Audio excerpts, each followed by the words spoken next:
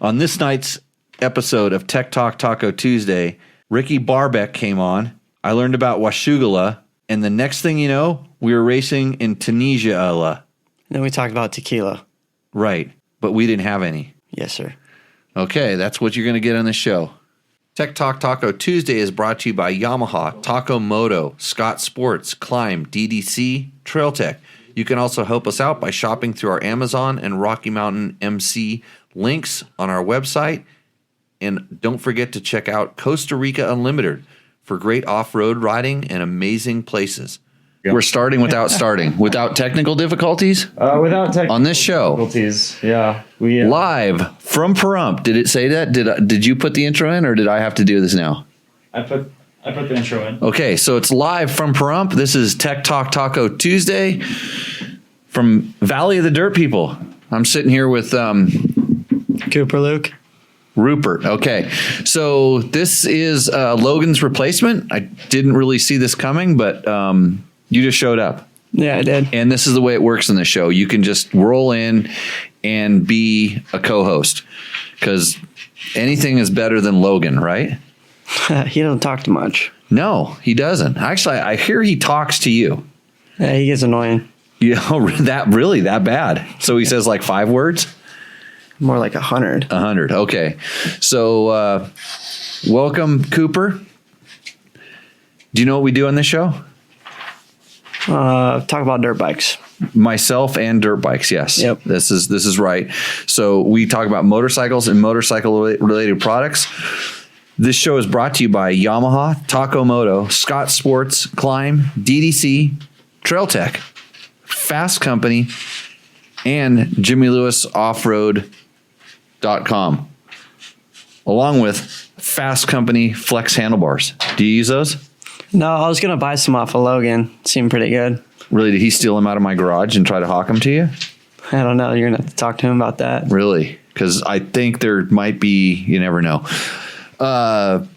They're really good. When you get to be my age, you would hope that when you were your age, you were racing with them, because my wrists now are at a point where I need to ride with them all the time. And I just did about 1,200 miles in Baja, which is really strange for me to say. Not the 1,200 miles part, but the Baja part, because I usually don't ride in Mexico. In fact, it's been like, I think 17 or 18 years since I went down there, but I had a really good opportunity to go do some stuff down there, which we will talk about later in the show. And I got a good special guest that's going to call in, and or we got to call him or something, and we'll figure it out. We didn't really have a lot of planning because Matt was out goofing off all day. Yep. I was out testing bikes. Testing motorcycles, which is really strange because most people don't test motorcycles anymore. They just put pictures of Instagram on Instagram, I guess. And I was actually genuinely surprised by the results of our test. Oh. Well, I wasn't surprised by some things, but some things did surprise me. Are we going to give the results away on the show tonight? I'll leave that up to one of our other guests we're planning on calling. Right, Trevor, who doesn't talk too much either. Right. So we got an action-packed show of minimal amounts of talking unless you step up to the plate. I don't know about that. This is my first rodeo. First time on a podcast. Yep. Or a video show thing, whatever we like to call it. Video podcast. Does that make it an iPodcast?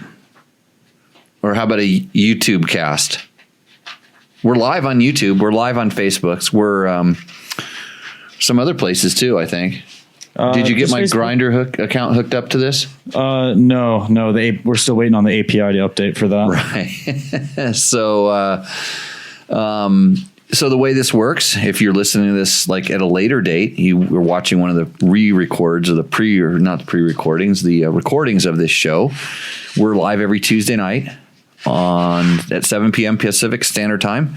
You're allowed to. We need to get the phone lines. We need to get call-ins back. Mm-hmm. We need to get that phone line thing going again. We had that for a while, but we ran out of budget for it. But I think I can cut Matt's salary, and we can get phone lines back in here, which would be pretty cool. Then so you can't call in now, but maybe in the future. But you can always join the chat, and the chat streams from all the different platforms. and we get the questions put up on the screen in front of us. A lot of times we go straight to the chat questions. So one of your jobs as a co-host, along with reading the questions that I don't, and we have a couple, I give you questions and you read them and then I try to answer them. And 9 out of 10 times I'm right. Is that impressive? That sounds pretty good. Pretty good. It's like an A, like almost an A, or an A. It depends these days. They change the grades. Like I think in Prump, like if you get 70% right, it's an A. So I'm way better than an A if I'm going on Prump. Schooling standards or Nevada schooling and standards in general. Because I hear you guys, because you're both in school and you're totally responsible for this. You have made this state 50th. We got 50th. 50th at the bottom of the barrel. That's pretty bad. For how you guys do on whatever kind of testing they do, which I hear they don't even do tests, right, Logan? There's one state test. Right. And it's a pretty big one. Pretty big state test that you guys fail and then we look bad. And you'd think that would get more money from the federal government for schooling and to help you kids, but guess not. So, hey, so to support this show, to help us out, we have links on our website, which is www.dirtbiketest.com. That's where you can go when you have a question and you can't get a hold of one of us. Go there and just type what your question is or what it relates to in the search box, and generally an answer comes up because we've probably talked about it or tested it. Although it's different these days, because I was talking with somebody in the industry about this today, about why there aren't any good places to go for, like when I was a kid, you could go to the magazines, and whether you could trust them or not, that's a kind of a topic for another time. I mean, but at the time and I worked at a magazine for like 20 years, so maybe a little biased, but there was a time when you could actually trust what they were telling you, or at least you could get some information there, or that was the place everybody went for the information. But now where do you go? So when you want to learn about a bike, where do you go currently? Usually just go to Google or YouTube. Google. So you type into Google or you type into YouTube, like let's just say 2022 Yamaha YZ125. Yep.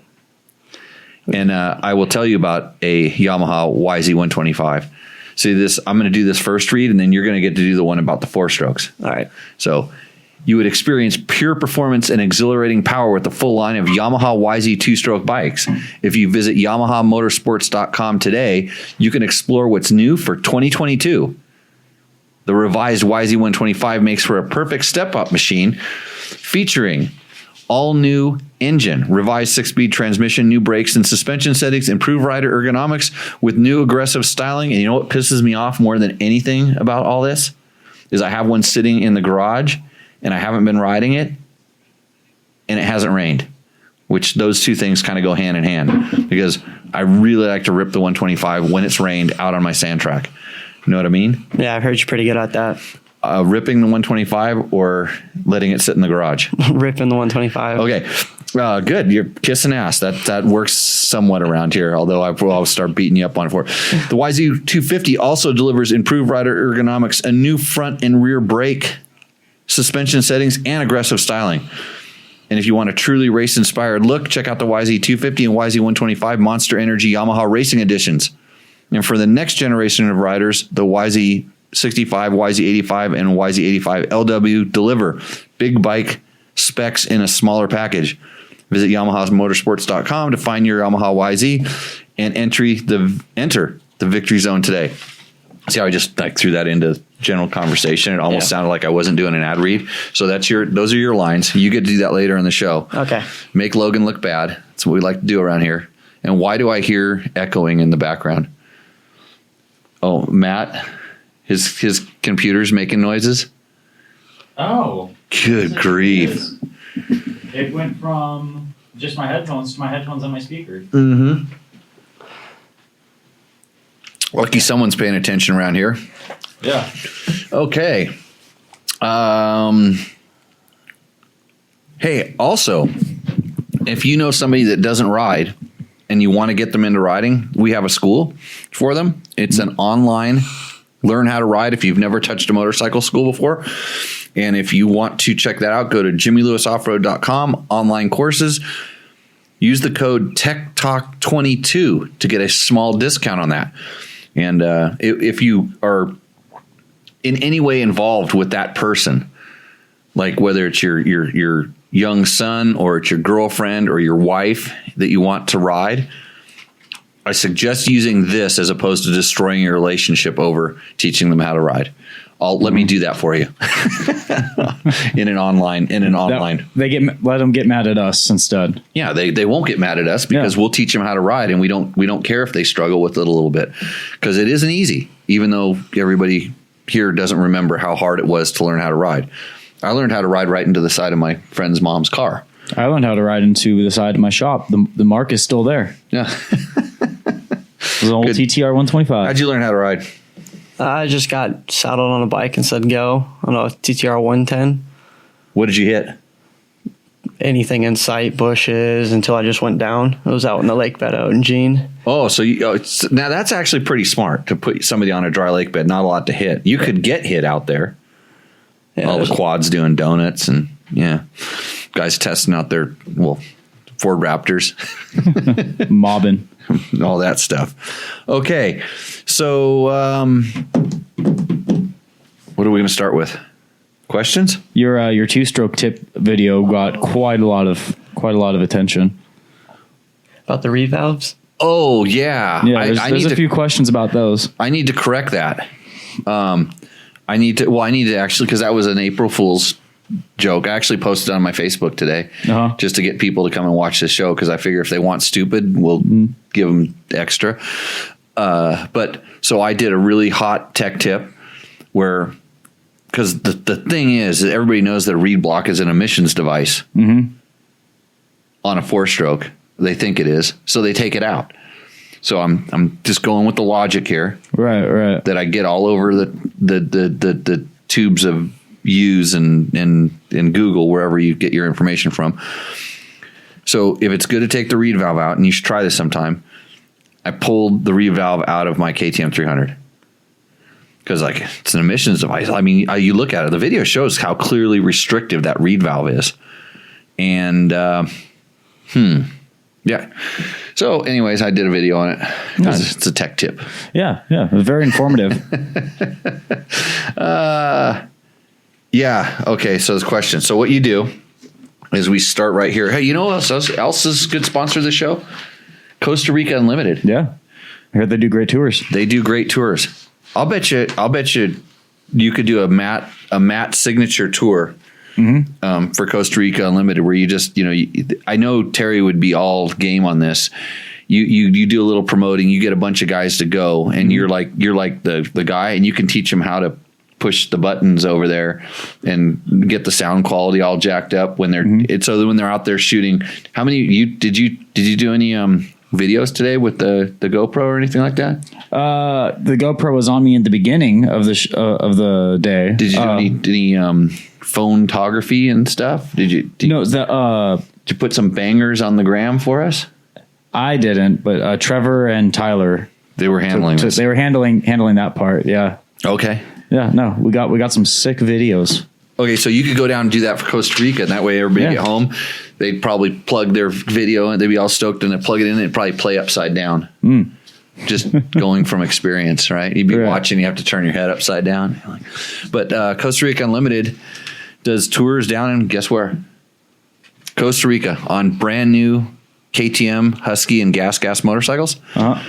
You can, and then the beach that they're right above where their tours start out is epic for body surfing. I know this because I've done that before, and surfing in general. And I have a friend that just went to Nicaragua to go down there to ride motorcycles. So he rides those street bike 125 things. The Groms. No, the ones that all the locals drive around on. And okay. They ride around in flip flops and go find places to eat pigs and drink beers and it sounds like the life. Yeah, but it's hot. It's warm down there. So if you're sick of the cold right now, go to Costa Rica Unlimited. Go for a dirt bike ride and enjoy yourself. So I think if you tell them you learned about it on Tech Talk Taco Tuesday, they will give you the palatial suite you can get the palatial suite at the place where you stay. I heard. So you just have to ask them about that when you call. But mention Tech Talk Taco Tuesday, and they probably won't charge you double. Okay, what's our first question? All right, so here we got a couple sent in from Jared Sherwood. Sorry if I butchered that, but... Oh, no, we do that here. All right, his question is, what is your opinion on getting the TPI reflash done for Enduro? I generally ride tight single track, hard Enduro races. My general opinion. So what year did he say his bike was? Didn't say. So if you have an older one that hasn't been reflashed, if it was new in 2019 or whatever, and it was one of the first batches of either 2019, 2020s, I know there was updated ECU flashes for this.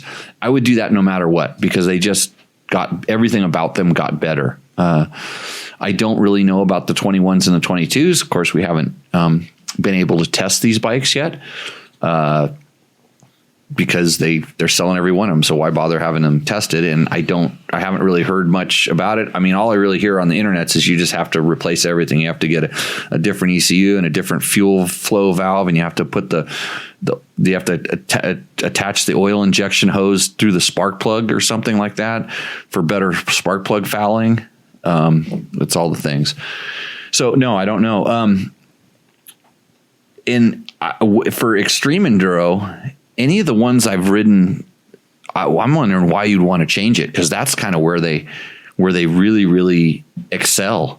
Just the way that those bikes are so smooth. It's kind of like the stuff everybody complains about is the reason that makes them so good for that kind of hard enduro stuff. So I would not think a reflash is needed. But everybody's just like suspension clickers. The reason they put the clickers on there is so you can tune it to yourself. The reflash may tune it to yourself better. Unfortunately, it's not something that everybody can do. I put a fuel tuner on mine, and I'm able to get, actually it's not on mine, it's on George's, and George's bike, and everybody rides George's bike and they say, what did you do to this thing? I mean, because it's good, evidently. And then they ride mine. They go, man, that thing works really good. And what'd you do to it? One or two little small things, but not much. No reflash. Mine doesn't even have a fuel tuner on it right now. Just stock. So, that answers his question, you think? I think it did. I'm not sure what the reflash even is. So you basically take it to a dealer, and they have an updated ECU mapping. So okay. So it's they're able to put computer.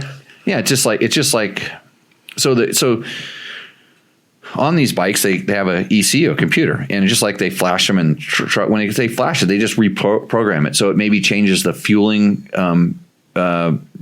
ratios at different RPMs, or it can change the ignition curve slightly. And then they have two maps. Does mine have a map switch? I'm pretty sure they have the capability to have two maps. I don't even know if mine has a map switch or not. My 125 had a unplugged thing. Yeah, and you could put a switch. Yeah, it's a map switch. Yeah. So I don't know. That's how much I don't push it on my bike if it's on there, because I like the way it runs. So no, I don't think the KTMs have the map switch. I think the Huskies do. Big John's bike has Rockstar stuff on it. I think he has a map switch. Yeah, I liked his bike a lot. Yeah. So, okay. What else are we? What's our next question? So we got one from Douglas Panny Baker. The reed valve was designed to prevent backfire through the carb. The reeds have extremely flexible, especially if Boysen reeds are used. Mm-hmm. There are some other great reed manufacturers, as well as V4s by Transroar. Boysen is one of the oldest manufacturers. It also depends on the riding one is done. So Douglas, what's his name? Panny Baker. Panny Baker? Panne Baker. Yeah, Panny Baker. Douglas Panny Baker is comment on my video where I removed the reed valves out of the two-stroke. And I guess he didn't go to the part at the end where I kind of said it was a joke. Yeah, I think he took that a little too serious. Took it serious. I think the upload date should have been a pretty clear indicator. Yeah, well, I didn't think that. Well, then again, I look at the people watching YouTube, and sometimes they're not very clear either. Mm-hmm. So Yeah, so Boysen makes good reeds. Moto Tassinari, which I think what he was trying to spell there, with the V-Force, they make really good reeds. The stock reeds are really good. Reeds in a two-stroke are 100% necessary. Yes, it doesn't prevent backfires. It allows the bike to run if it doesn't have a piston port. So it's basically if you take the reed out, you now have a open crankcase that cannot even develop any pressure. So the bike will not run, because every time the piston goes down, instead of forcing that fuel charge, it'll force some of it up. And they actually run, it's my understanding, that they run really good at 1 RPM when you take the reed valve out. So that's the... has anybody complained about it dropping on the YouTubes yet or anything? I don't think so. I think it's only. I think it's a drop when I switch the cameras. Okay, is when I'm noticing the drop. So, anyways,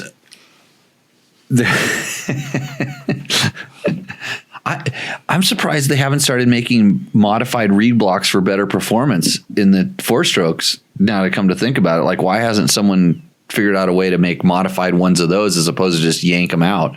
Because I just rode. Amazing. Imagine this. I'm going to tell you about something I did. I just rode from Ensenada to San Jose del Cabo on a KTM 500 with a stock ECU and the reed still in the intake track.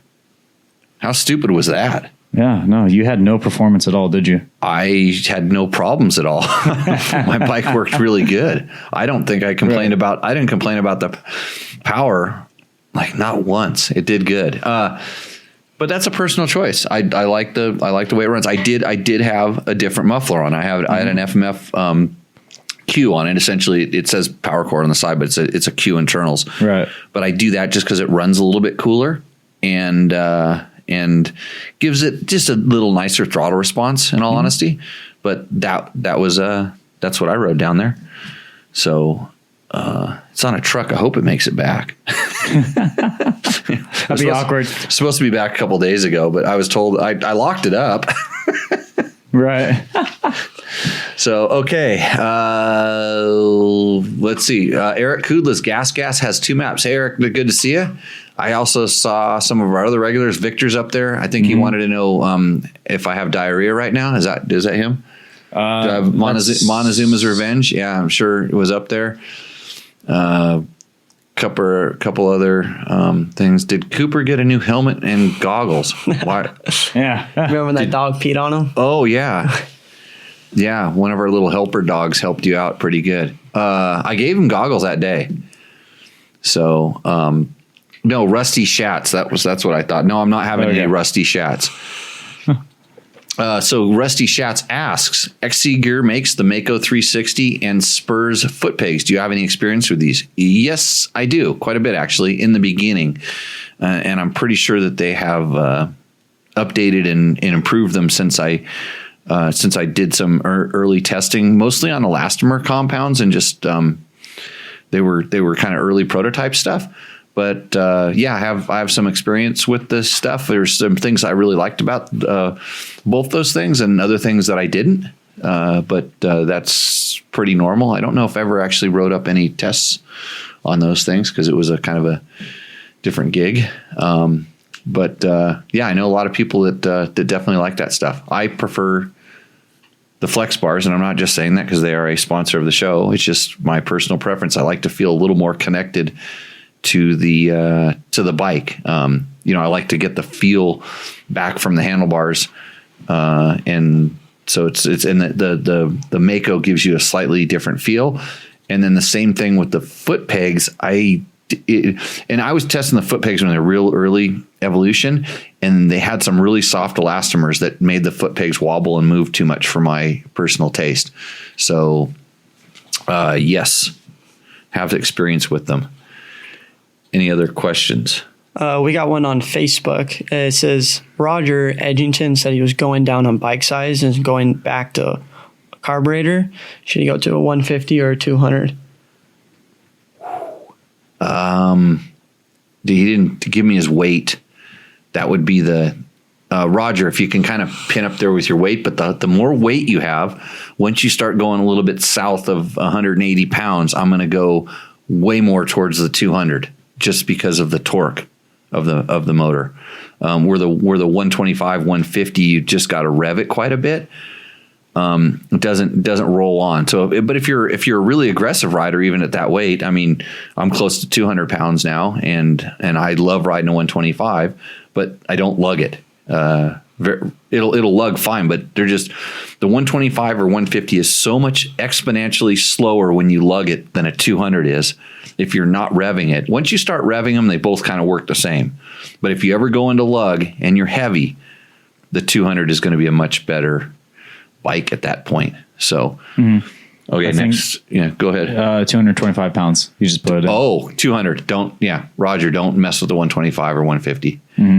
So, got another question there. Yep. From Facebook, we got Dave Black, and he's asking, when choosing springs, if the size for your total weight is right between two sizes, are you better erring on the heavier or lighter spring?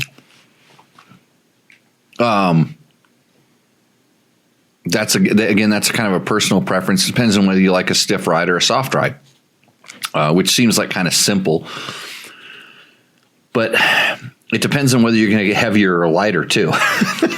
If your weight's going to fluctuate one way or the other, pick the spring where your weight is going to go, not where you hope it's going to go, where it is going to go. So that'd be the first guide there.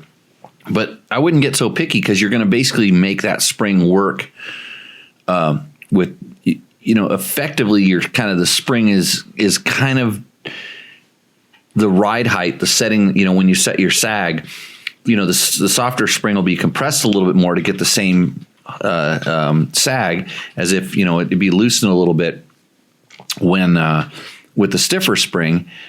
And the bikes yield kind of a different character that way, but that's where the clickers come into play.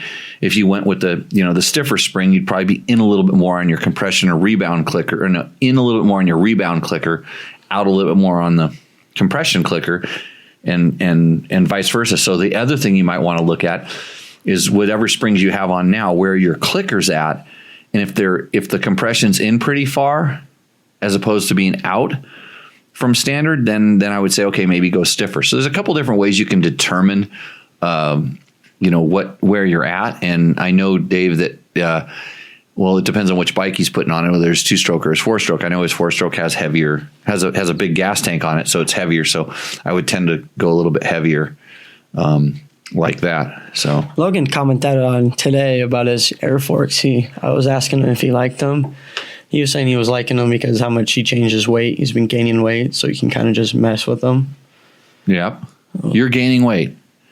Not recently. Not recently. Yeah, I didn't think so, because now he's like an anemic, sick person. He's so sick he can't even be on the show right now. It would tire you out. This brain exercise would wear your brain out. I would put me in pain. Oh wow, get tired doing the show. Yeah. Okay, so what's our next one from our 2-stroke free 2-stroke power tip? Yep. We just got not really questions, just a lot of funny comments. Brent V says, I'm going to take the reed valve out of my Silverado 1500. Going to get that power my truck has always deserved. Thanks, Jimbo. I didn't know his truck. That's good. If you can get the reed valve out of your truck, that's good too. Next. Rally Navigator from Rally Roadbook System says, thanks for a pro tip, Jimbo. It works huge. Lifted dually truck too. I smashed the plastic part by the air tubes to open up the hole for more gas. It has so much power. Sick, bro. This is where we go. Yeah. Right down this avenue. We have another one. Brop Hawaii says, I took the reed cage out and put a hair dryer in my airbox. Now my bike is like a supercharged. Oh, well, that was a big mistake. I'll tell you this right now, because the hair dryer is putting hot air in there, right? You could put it on cool. Oh, you can put it on cool? Yeah. I don't know. I don't have any hair, so I don't use one of these things. So if you're pumping hot air into that motor, that's bad. You want to do the cool, but I like the idea. So if you put it on cool, and then it's pumping cool air in there, I think you're better off. So these are the kind of modifications. Your sister's not going to be too stoked that you ripped her hair dryer. I want to know how you're powering that thing, because like the converting that DC power over to the AC, the 110 AC on the two strokes is kind of difficult. But maybe I'll do that in my next pro tip video. I got. What does John Jackson like to know? John Jackson says, have you ever seen the Yamaha EPS that utilizes that's a huge word, magnostrictive torque sensor that acts as a dampener on open terrain and assists steering on tight terrain? I have not seen it, but I have read about it. There's not a whole lot of, there's some patent drawings and a couple other things like this. I think it's pretty interesting technology. It's funny because Yamaha sometimes is very conservative about what they do. I mean, when they have something that works, they don't really change it. But every once in a while, they go and do something crazy. They were the first ones with, well, not really the first ones, but one of the first modern, single shocks. They were doing monoshock before anybody else. They were doing like brake activated suspension system that made your rear brake softer when you pushed on, or when you pushed on the rear brake, it made your rear suspension softer. Pretty kind of, they were doing boost bottles, which was a thing on two strokes. Boost bottle like went right in front of your reed valve. It was a little hose that went up to a bottle and that made more power, evidently. So lots of things. So it doesn't surprise me to see them, playing around with this steering damper. Honda had a little stint with steering dampers. They had theirs, which was it wasn't like the kind of classic steering damper that desert racers know, which dampens it. But Yamaha's got this one now that's going to do, it's programmable essentially. So it would be able to do a lot of different things. And I think where they're going with this, or where this is leading, scarily enough, is self-riding motorcycles.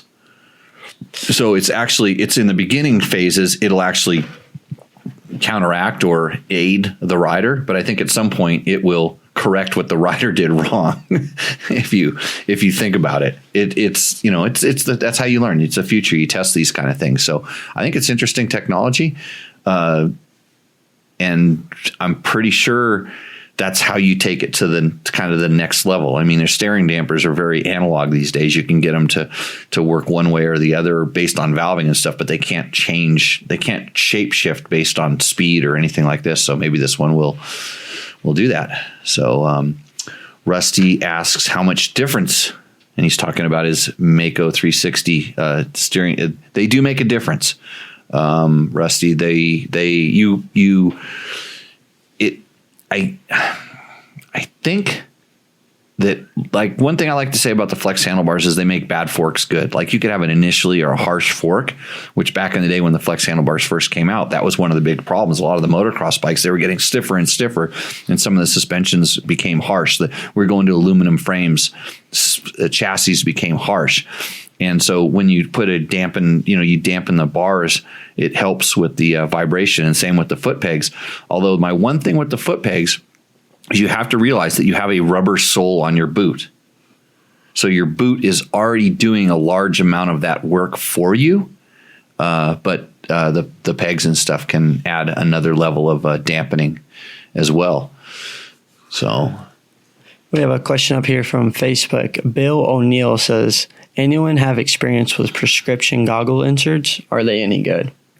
I don't, because my eyes are still effective. But I know a lot of people who've ridden with them, and I think it's kind of depending on the person, and it's real hit or miss. And I've had two people talk about two different kinds, and they were arguing with each other, saying this one was better and that one didn't work for me, and vice versa.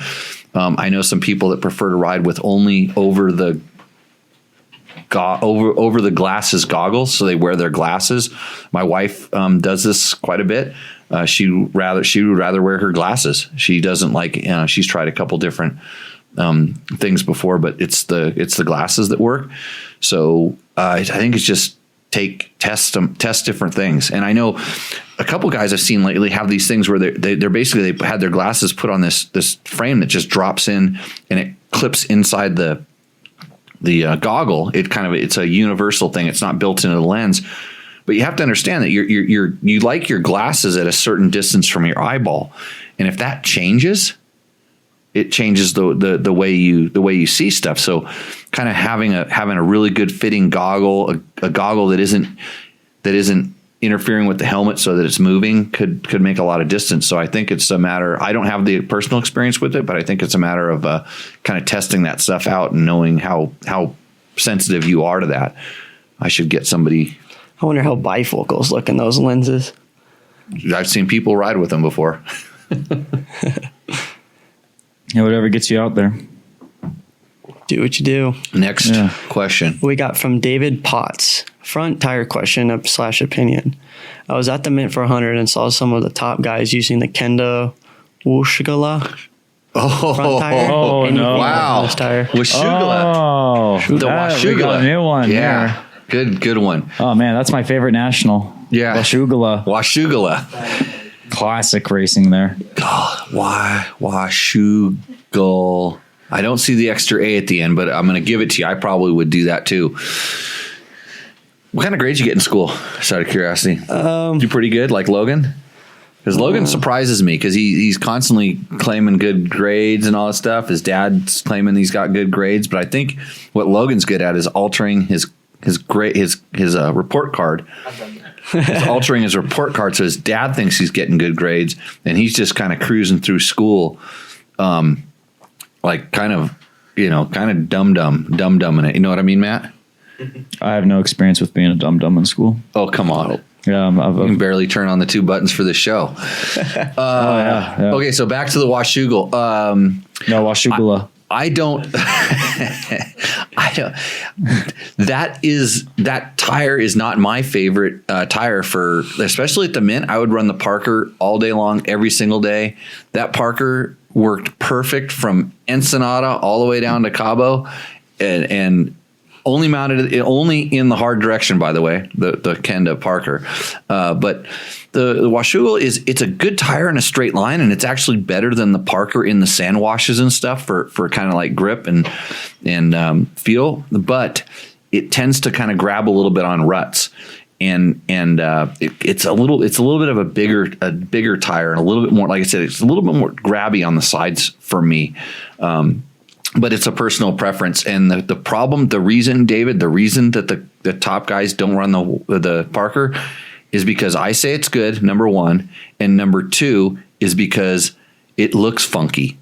It looks like a bunch of little erasers on top of a pencil. And it's a visual thing, and it's what they think. And maybe they just don't want their bike to slow down that much when they get on the brakes, or slow down that predictably. But that's my go-to tire. But and when you look at the top guys, and remember, generally the top guys are all sponsored. You have to remember this. Most top riders are sponsored, and tires are hard to get. It's hard to get tire sponsors. Some tire sponsorship are using others and stuff like that. So I'm always a little bit. I was always a little bit particular about, like, especially with motocross these days. So everybody's on Dunlops, right? And you can't go, well, all the top pros are running Dunlops, so that has to be the tire. It's like, unfortunately, there's not a whole lot of other sponsorships available for some of these guys. And I know there's other really good tires for out there. So the best thing you can do with tires is try a couple different ones, see what you like. And then after you get a feel for what you like, then you can talk to these guys, talk to the top pros and ask them. And then you can kind of see a direction, because just because one guy likes it, because I get in arguments all the time with guys about tires, and I'm never saying that they're wrong. I just they'll tell me how something works, and I'm like, really? It works like that? Have you ever tried this? And then I kind of gauge after talking to them about something that I know versus another thing that I know, and we can kind of see if they have the same kind of feel, or if they're relaying the same kind of if they're getting the same information back. And you can ride a bike different and make a front tire work different. I get this, But yeah. And I think the Washougal is a pretty hardy carcass on it as well, and is pretty good at flat prevention too. So, okay, got something else in there. We're supposed to call Trevor, talk 250Fs. Yeah. Let's go ahead and ring him up. I'll think about it. Got another question.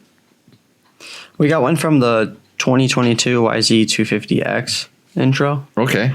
Finn825 said, would it make any sense to buy this or the WR?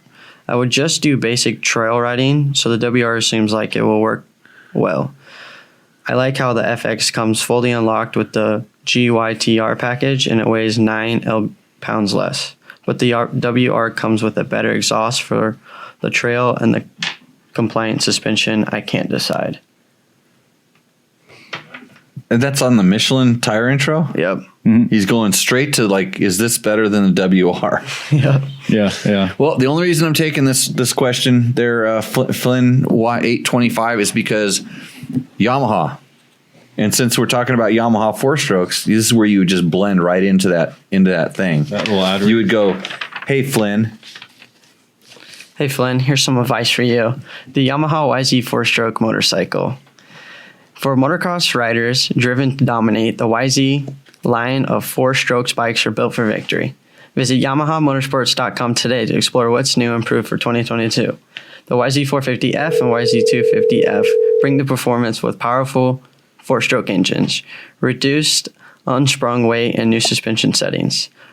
For the full look factory ride, both YZ450F and 250F comes in exclusive Monster Energy Yamaha Racing Edition graphics package. And you can take precision turnability to the next level with the Yamaha. Turnability?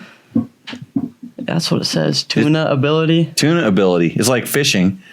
If tunability, it's like fishing. Tuna ability. That's How do good. I say that? That's what you do at Washugala. Yeah, Washougal. Yeah, there's a river that runs right there, and you could go tuna ability. Hey, Trevor, you want to do an ad read for us? It's rewarding and refreshing all at the same time. It's got tunable in it too. Right. So where do you go? I can short. Where should they go? Oh, visit YamahaMotorsports.com today. Find your Yamaha YZ and enter the victory zone. Perfect. Welcome to the show, Trevor Hunter. I can shorten that read up if you want. Oh, you can? Yamaha YZ250FX, winner of Dirt Bike Test 250 Off-Road Shootout, maybe? Oh, we're just going to roll that right into the Yamaha ad. That's really good because, we're just paid around here. Everything's paid off. Well, that's why they won, obviously. Oh, yeah. No, they didn't. They won because it's the best bike for that. Like probably 99% because of the motor, I would guess. That helps a lot. Yeah. It has a bit to do with it. Hey, so Trevor, this guy that watched your Michelin video, he didn't complain a whole lot about the fact that you did a whole riding impression of the Michelin video and didn't talk about the tire at all. It was just you riding around on the track. Yep. You should just turn the camera around and point it at you instead of going forward, and just so we can just watch you instead of all the other stuff. We can make that happen next time. Yeah, next time talk about the product we're testing. All right. Okay. So he's curious. He's wants to know how the YZ versus the WR would be for trail riding. 250 or 450? 250, yeah, 250. So he's watched your video, and of course you're on the YZ250 FX, right? Yep. And he says he wants to get it with the. He's kind of curious about it. The FX would be less money, right? Possibly, probably. Because and it's 9 pounds less. Yep. And then if he gets the WR, it has a better exhaust for trail riding, and it's more compliant suspension, but he can't decide. I would say the WR might take a little bit of work to get up to speed. You have to buy the competition kit, and basically that turns it into an FX. It turns it. It makes into an FX with the exception of the exhaust, and the exhaust you need to take the little tiny pea shooter out of it at least, and they still run pretty good and super quiet. But if you want the full FX, you'd have to get a more open exhaust, or at least buy, kind of an aftermarket spark arrestor. But the WR would be a little bit more costly, and I don't necessarily think that the suspension is all that much better for I don't know, for trail riding. I kind of when I was riding the WR the last time we had one, I thought I kind of actually I'm heavier too. So the FX actually ends up being pretty good for trail riding for me. The YZ would be horrible. It's just too stiff. But the WR kind of like was a little, I would call it a little packy. I was kind of crushing it a little bit. So yep. So you decided without any of my input on riding those bikes that the Yamaha FX is the best 250 off-road 4-stroke. I just figured they pay us the most, so we had to say that. Oh, isn't that how this works? Yeah. Okay. Let's run with that. No, it doesn't work like that. When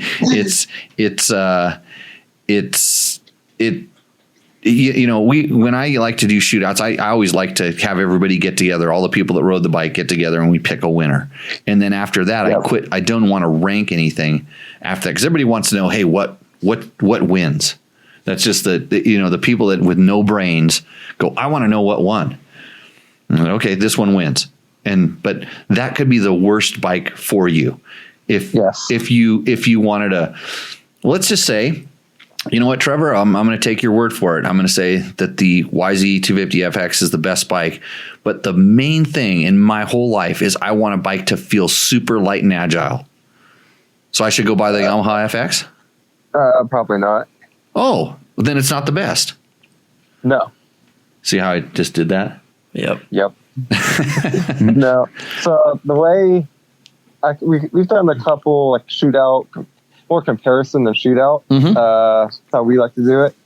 And so I had everyone rank the bikes for them personally, but I don't really plan on an overall winner unless maybe a bike is the winner for everyone. Right. They can possibly declare a winner, but even then, still may not be the best bike for you. So it's kind of it's up to the. You can say collectively the bike that was and it was never, when we did it, it was very rare that everybody picked the same bike. There's always, I used to try to get a pretty diverse group of test riders, guys that rode and raced different things. You can't just have a bunch of guys that race Yamahas and test all your bikes. And then of course the one that they're most familiar with is the one that always wins. You want to have a few different guys. And in fact, a lot of times when we were out testing, I was riding with guys that were manufacturer development test riders and different things. And these guys at least were honest enough with me when they would ride it. They would always pick their brand as the best one. But it was generally because they were most familiar. A lot of times I'm ask them real specific questions about like, what do you like about your brand one that's better than this? Like let's just say if we were kind of talking about power on these bikes, and I haven't ridden all of them, so I can't comment specifically, but I know the Yamaha is really good. It has been, and I've ridden some of the motocross bikes, and it clearly has a standout, especially for off-road, because at the low end to mid range, the bike's just really impressive.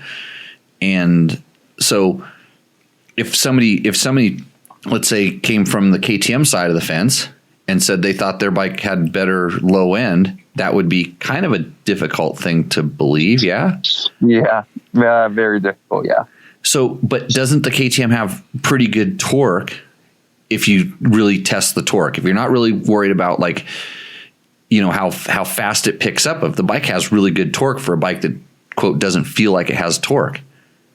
Yeah, I agree. I think like in that, looking at it like that, like trail riding, the KTM, we're like riding like tighter terrain. We got to be kind of smooth and like not ride a super high gear, just kind of lug it around. It is surprisingly torquey, not Yamaha-esque, but it does have quite a bit of torque and it'll keep you moving, where some of the other off-road bikes don't have that. But the KTM, it doesn't get up and go right away. Yeah. And these are the kind of things that we like to try to describe, when we talk about the power. And hopefully when you're writing this all down, when you're putting this down, you're going to break it up into sections about, you want to have, just like that we do in the tests, power, suspension, handling, and then, talk about the overall, bikes as a whole. And that way, if somebody's like, I'm super focused on power, I want to know about this. And that way it's easy to kind of go back and forth and really describe them. Because in a test, you can't, in just a single bike test, you don't get the opportunity. You can kind of bring up other bikes, but until they actually go ride bikes back to back, side by side, they're all really good. It's not till you get back to back situations that you can like really feel the differences. Yeah. Even riding all of them back to back, I've ridden them, I think it's 2 or 3 days now. I've ridden every single bike back to back to back. They are all very good. Some suit me better than others, but they are all very good. They all have a market of riders they appeal to, and all are very capable, I believe. And you're just saying all that so that we get other sponsors from other manufacturers after you make the Yamaha win, right? You go to them and say, hey, you want to win a shootout next year? Yep. Pay us money. Matt, what bike won for you? What was your favorite bike? It wasn't even close. It was the YZ250FX. Really? Yeah, I loved that thing. It was really it was like the battle for second in my head. Sorry, once I wrote that, it was a battle for second between like the Cowboy and the Honda. Those two were like really close for me. Best trait about the Honda? I would say definitely it's more of its low end power, kind of like that, especially on its mellow map. Oh, really? Okay. Out of all the characteristics of the Honda, you're going to the low end power.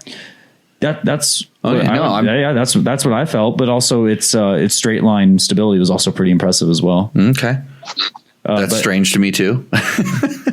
I liked it. And like if there was a rut, I felt very comfortable like going through with that Honda.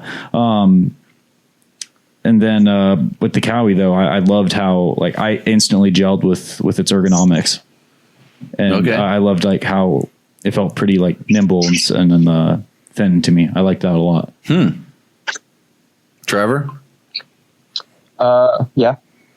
Yeah. You're not gonna. And we had a gas, which is the one that represented all the KTMs. Yep. Where was it? For me, actually, for me, it was last. But I will say, I was more impressed with it than I thought I would be. You hate. Okay, this is this out in the open. You absolutely hate the KTMs in general. No, except you race one in the best in the desert, but you hated it when you were racing KTMs. You wanted to ride Yamahas all the time. So my only KTM 250F experience was I raced one for a full year, and I don't know if I got a bad bike or what happened, but that thing was really, really slow. And so that's why I wasn't really looking forward to riding this gas. Well, your dad worked on it. Maybe that's probably it. but the gas, this gas, and pretty much every other KTM I've ridden other than mine has been a lot better than what I had. So can't really explain that. But it was much better than I was expecting it to be. Well, because it was stock, nobody jacked with it. You know, it's funny when you start modifying stuff how it works. Even mine was stock, but yeah, for whatever reason, it just did not. Now, I know you had some issues with it and stuff, and you never really liked the way. Well, I know the reason I was picking on you. I know you never have been a big fan of the KTM handling, like in general. Overall, anytime we've ever, whether it's been a motocross bike or an off-road bike or whatever, it just didn't seem like. I mean, and then it's funny because it's not that it's not a Japanese bike because you like the way that betas handle. Yes. Yes. Yeah.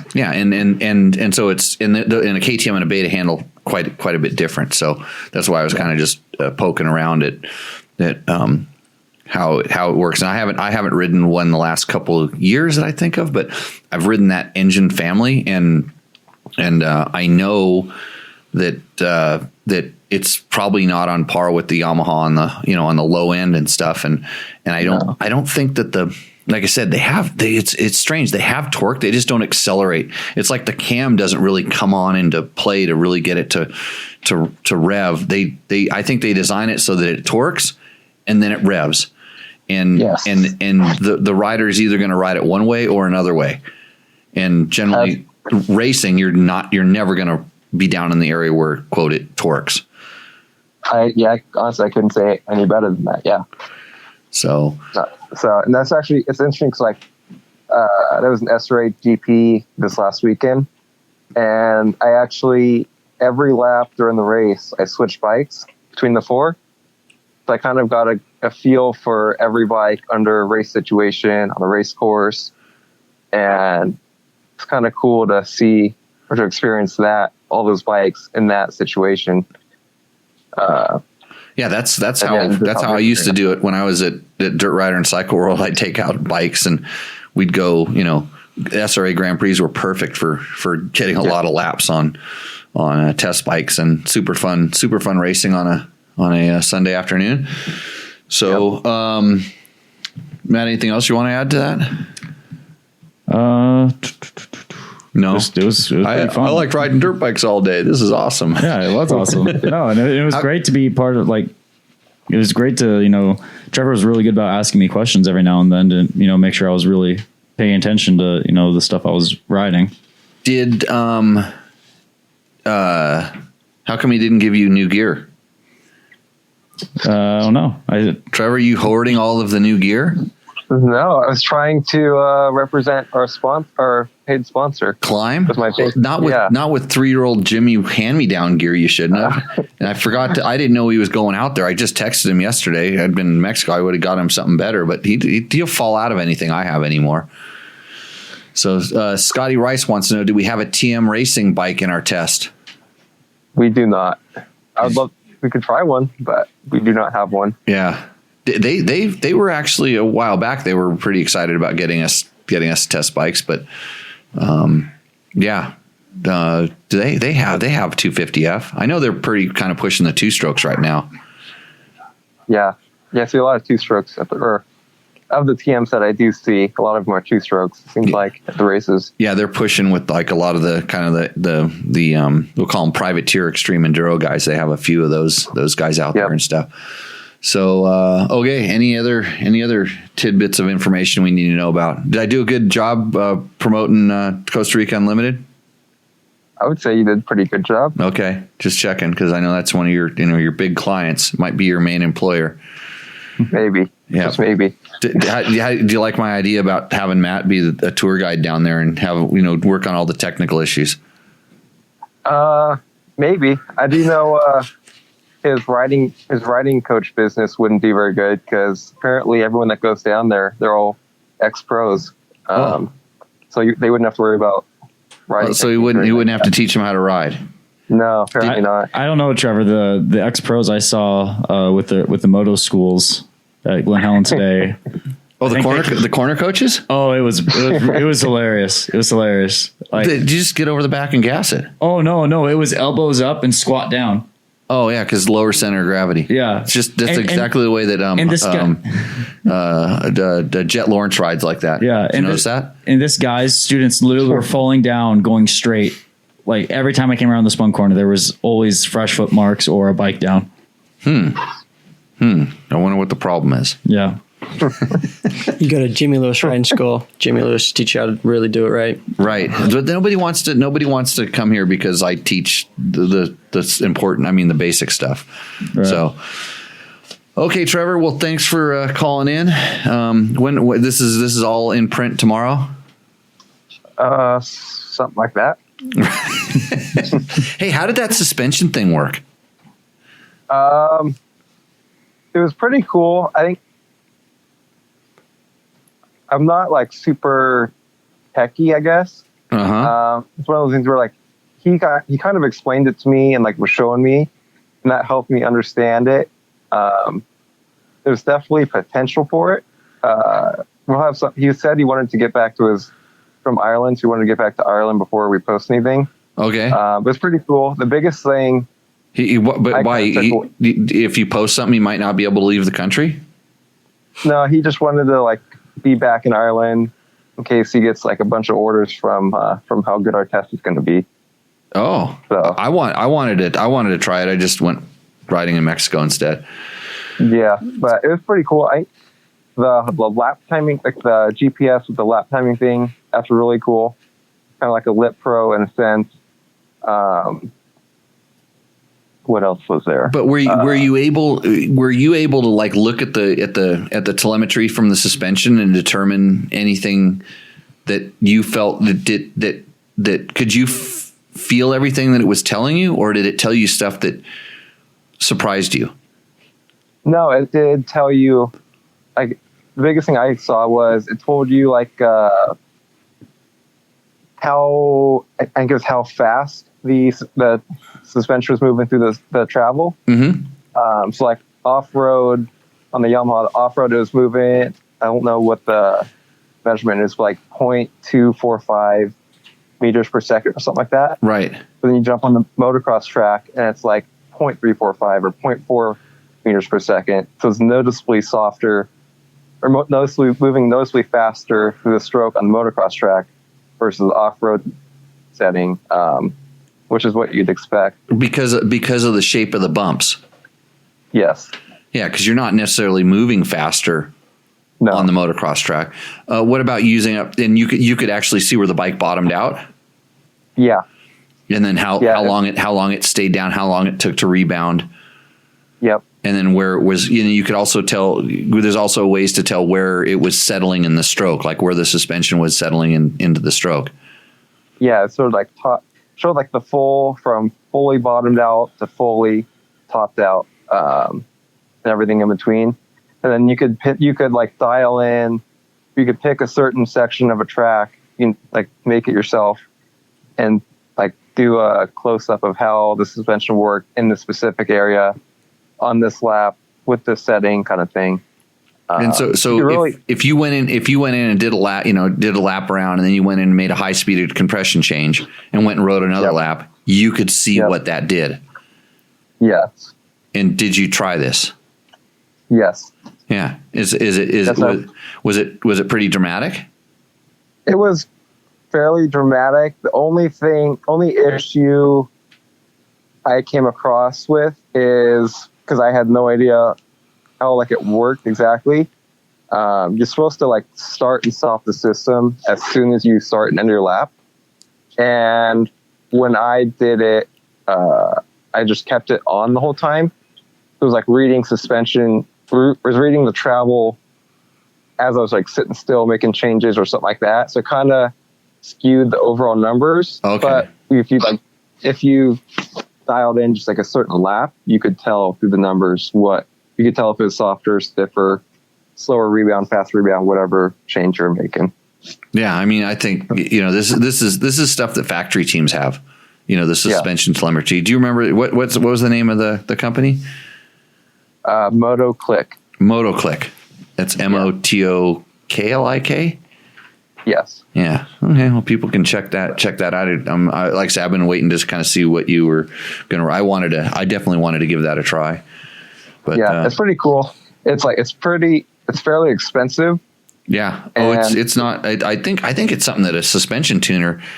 Where I really saw the thing is like a suspension tuner could give it to a guy, and you could go out and ride around and come back, and he could look at the stuff, and then it would be a really good way for a guy that instead of going, okay, how much do you weigh? What's your weight and what's your skill level? I see this all the time, and then they're going to come up with a better setting based on that. Yeah.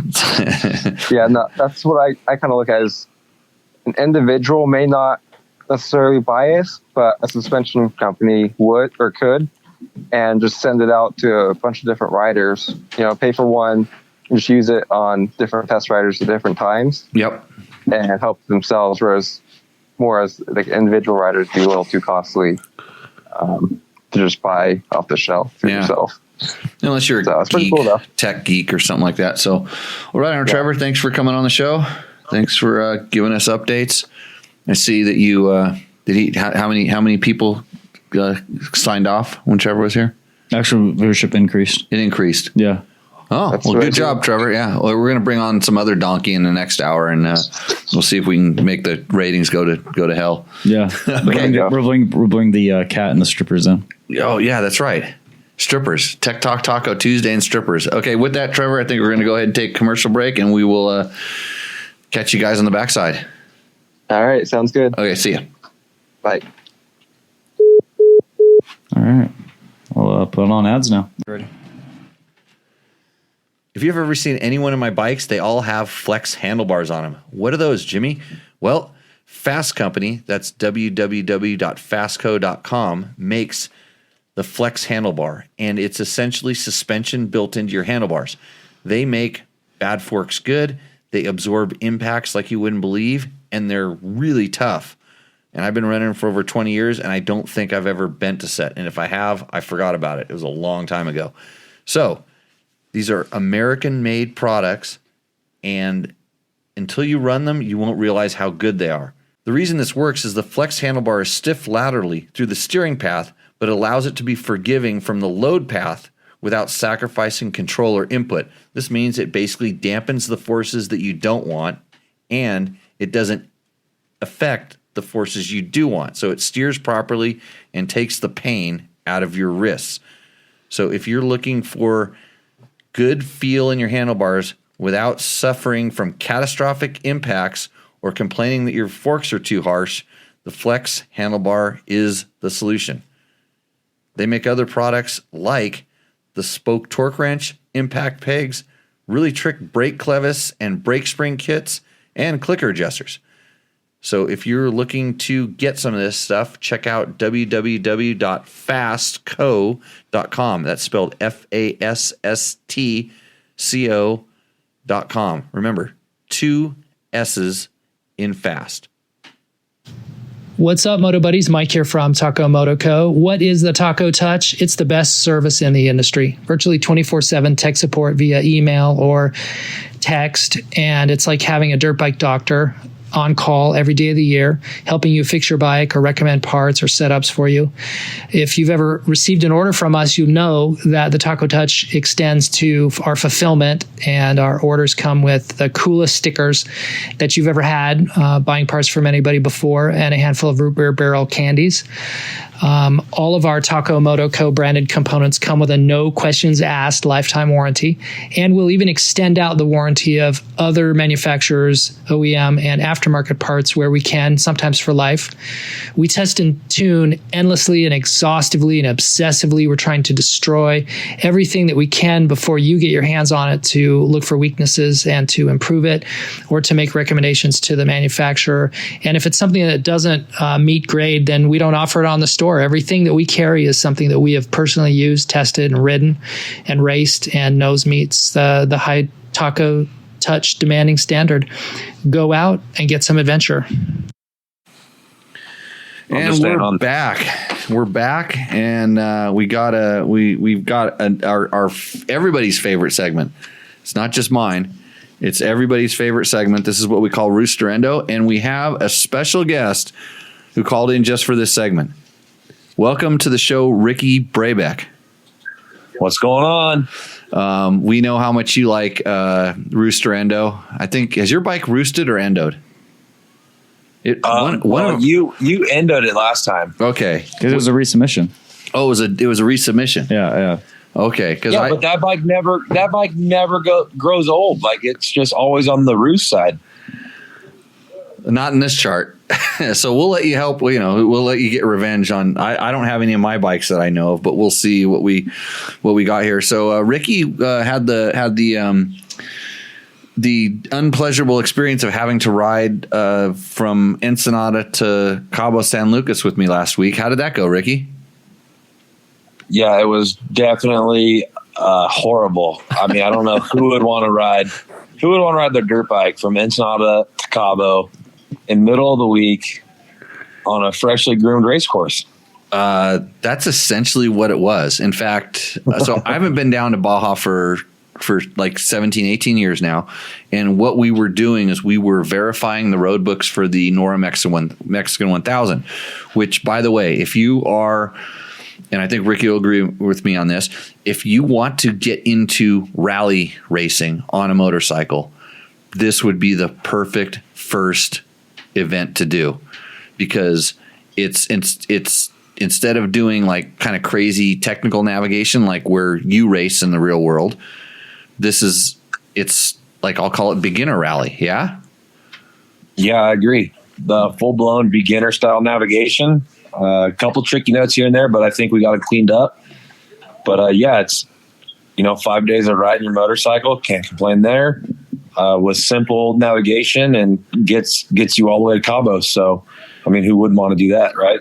I was blown away. I mean, it was, I haven't, like I said, there's some stuff that had changed quite a bit, and some stuff that hadn't changed at all. And a lot of the sections, there's certain kind of famous sections that they use, and a lot of these race courses use. But what Nora does, they do a really good job of putting you on places that are like good race course, but then when it gets really chewed up and bad, they take you off. And then this is where they're able to use the map book navigation to get you off and go on less used roads and less beat up stuff, and actually some really fun stuff. And then what we also found out is places that used to be really hooped out and torn up in the past have been graded, which I was not looking forward to one day, because I kind of had an idea where it was going to go, and I was blown away by how freshly graded it was.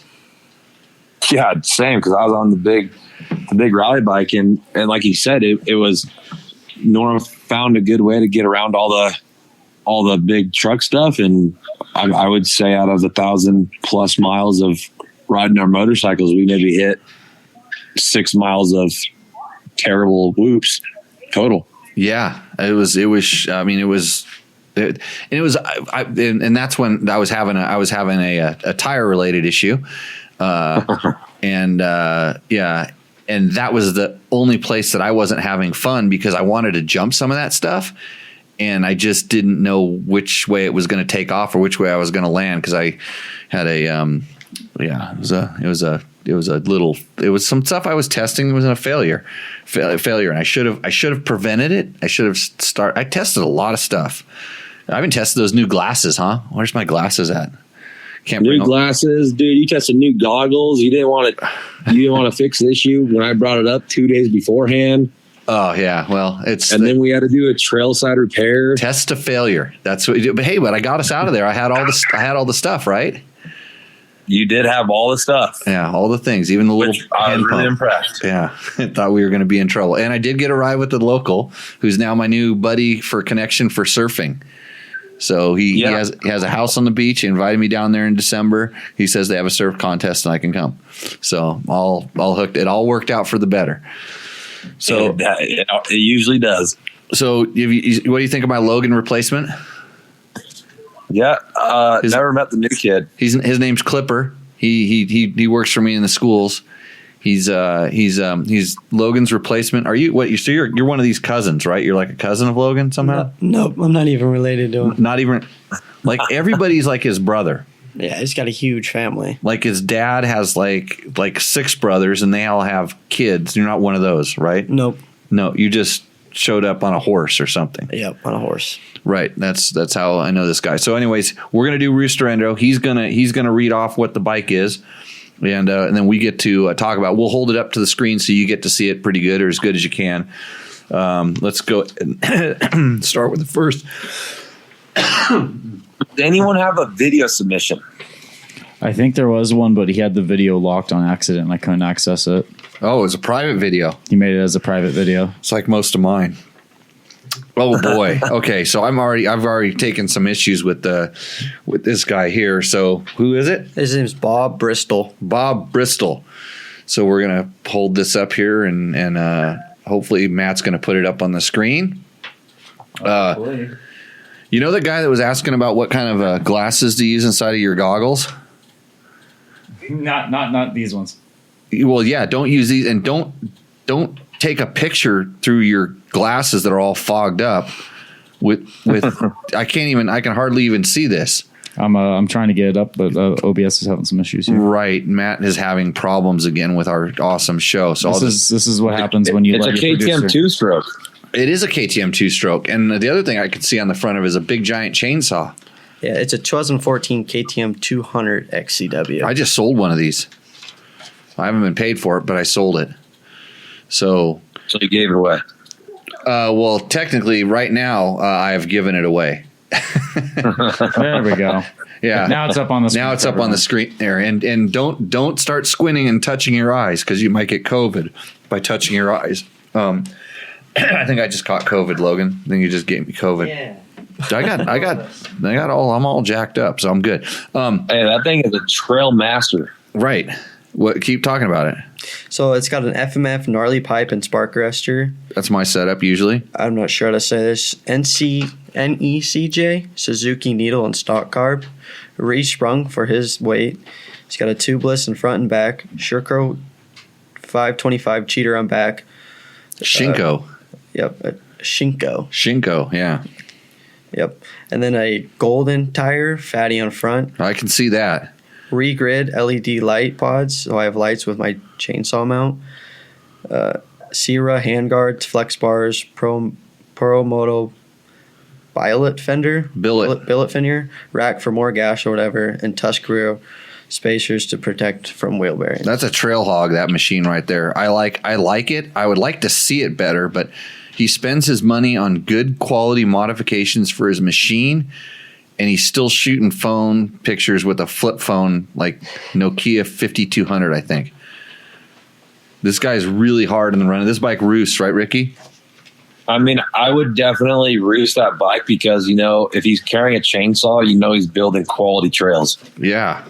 I like this. This bike's right now. This one's way ahead in the Taco Moto. This segment brought to you by Taco Moto, where you can win a $100 gift certificate to help improve your bike even farther from the.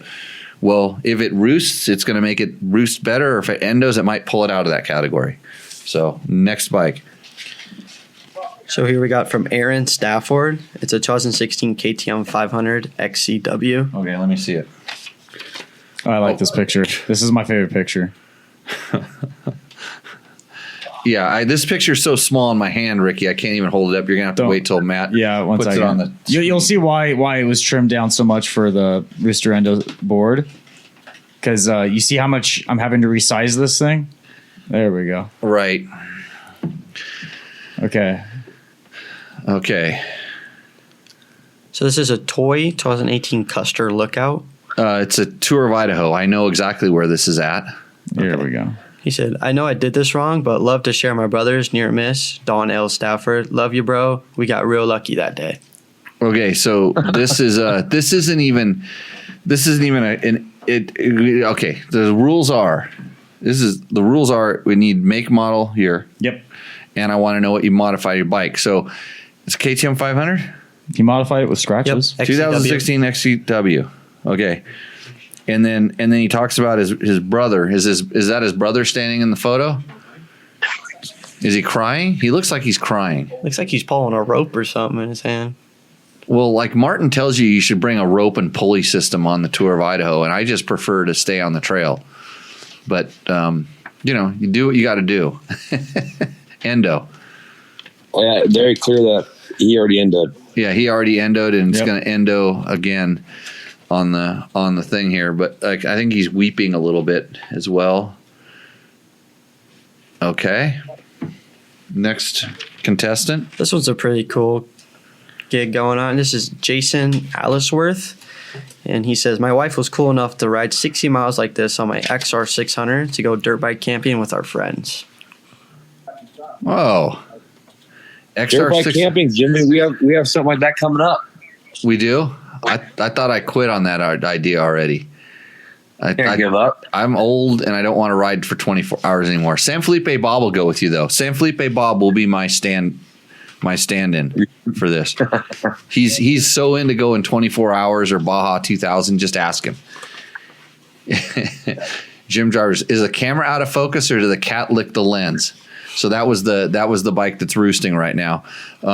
There might have been some cat licking the lens. That's for sure. So can you see this Chariot here, Ricky? Look at this thing. Yeah, thing's sick. The best part is look at what he loaded up his wife with. He's like, here, honey, you take all this. You get the weight. Yeah, don't bother buying a fender rack or something like that. Just load up your wife. At least she's got pegs. Yeah, she's got foot pegs. He's got the nice clear IMS tank with a lot of gas in there. It almost looks like race gas. You notice the blue color on that thing? Yeah, dude. He's definitely put some race gas in there. He's got a little skinny tire on the back, though. I'm a little worried about this. That's like it looks like a 110. Yeah, a little tiny, bit small. Yeah, a little tire, especially for riding double up. And I'm gonna give you another trick here. Is when you're riding double up with your woman like that, you want to wear, if you're gonna wear a backpack, you wear it on the front, like a camel front, and that way she can get closer because you've got a lot of weight, a pendulum on the back with all that stuff, and you want it as far forward as possible. So yeah, center to forward. Yeah, I think that's a good setup. It's hard to kickstart with her on the back too. You need an electric starter. But does he? Oh wait, no, that's that's a 650L. Does he say it's a 650L?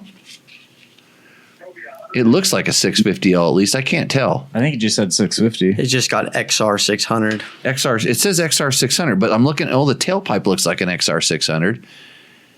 I'm just looking kind of like it has turn signals on it. It might just be a Baja Designs kit or something like this. It has mirrors too. Yeah, he's covering the motor with his awesome. Those probably aren't Climb pants or boots, but Wranglers. So, okay, it's a Honda, Ricky. What do you think? I mean, I don't think I would go double, but obviously it's going to go towards the roost side. I wouldn't go full roost. It's a medium roost.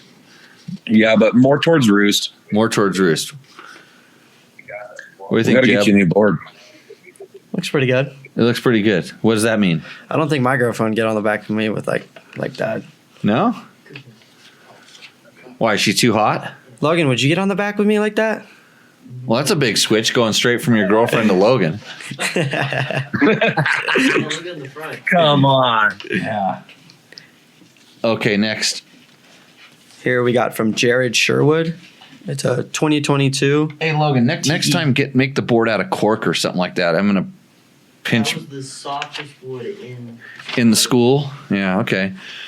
Well, just go to the hardware store or the lumber yard or something like that, and just expense it on me. And just get some. Whoa.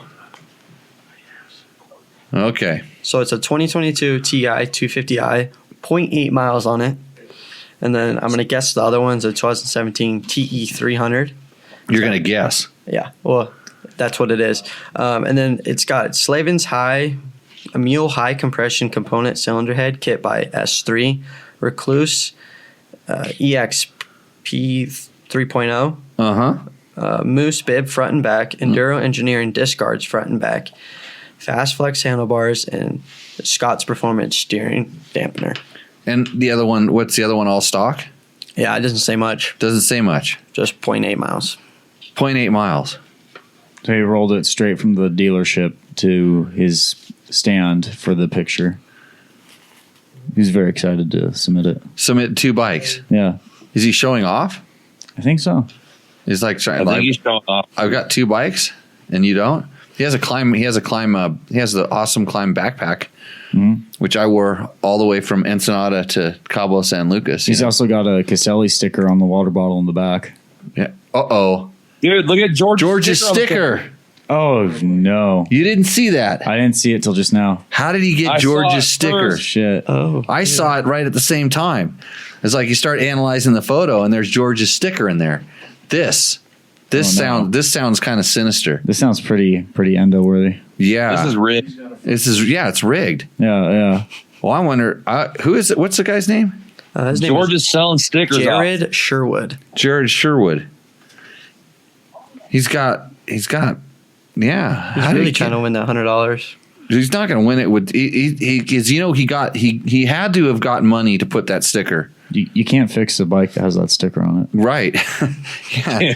Like, look at that car. But that sticker, there's George's sticker on that bike that also has a disc guard in the front. Does it? Didn't you say disc guards front and rear? Yep, disc guards front and back. Oh, shit. It says that. Yep, enduro. He wrote it Turned down. the bike, turned the wheel so you couldn't see it. A lot of people are doing that now. That's a big thing. Actually, I rode all the I rode halfway to Cabo San Lucas with the guy with the disc guard before I realized it. And if it wouldn't have been that far back down, I would have turned around and gone home. Really? Like Mike Shirley had the disc guard. Yeah, and we asked him, like, why do you have this thing? Then Ricky took a good look at it. It had dents in it. And it's like, okay, well, yeah, if you're going to dent it like that. But his was, he had like an oversized one, didn't he, Ricky? I'm not sure. It looked kind of about big. disc guards. That thing looked giant. Yeah. Yeah, it was a big disc guard. It's like almost for an oversized thing. But so he's got disc guards that he's hiding, and he's got a George sticker he's trying to slide in here. So there's some sinister. I think he has a fuck you sticker on. I can't tell if that's one or not on the front fender, but I can't tell what it is. It's a little difficult. I think this guy's playing us somehow, but he does have some good mods on there. The bar risers look ridiculously tall, though. Does it say bar risers on there? It doesn't say it. Steering. It's for the That's Scott. flex bars, baby. It's steering stabilizer? He said he's got Yeah, he's got a steering sub mount? stabilizer. Yeah, and then it's the flex bars. Yeah. Yep. When's he going to start modifying the other one? You can't have that stock thing sitting next to it. You know what, Jimmy? He's going to ride that other one, that bone stock one, and right away he's going to like that one 8 times more than the Black Knight bike. Never seen that happen before. So,